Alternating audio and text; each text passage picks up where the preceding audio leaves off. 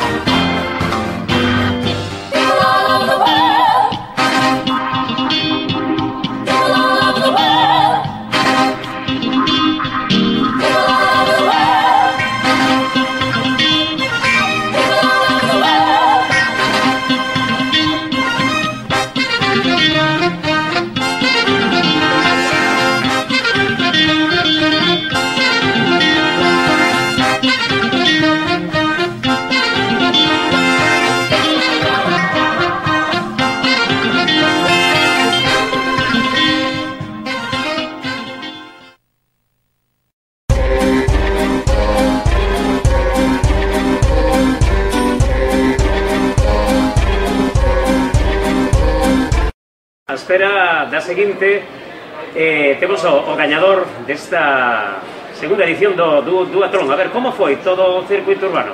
Bueno, a verdad non é moi difícil porque aparte que competimos poucos, o circuito non era moi extenso, bueno, moi grande. Entonces non resultou moi difícil. Sí, a verdade prefiro que non falla tanto calor tamén é claro, perxudicable para vos. Sí, que este nublado e que falla, bueno, ou co sol, pero con fresquiño, con aire. A verdad, pode decirse que máis fácil este ano, porque o ano pasado veu un rapaz que, bueno, fíxame... Coñécelo? Sí, coñécelo. Como se chama? Mauro, de Vigo. Sí, pero fíxame... coñecemos nós tamén, do equipo do Comesaño, me parece? Sí, fíxame algunha dificultad. Bueno, a quen lle dedicas este triunfo? O meu entrenador e todos os meus compañeros de equipo que están todos os días entrenando conmigo e sempre sacamos un sonrisa. Veña, enhoraboa. Gracias. Hamburguesas, churrasco, paellas e con cada consumición pincho gratis e cos mellores viños da zona. O taller Tapería en Atios Covelo, a 100 metros do colexio. O taller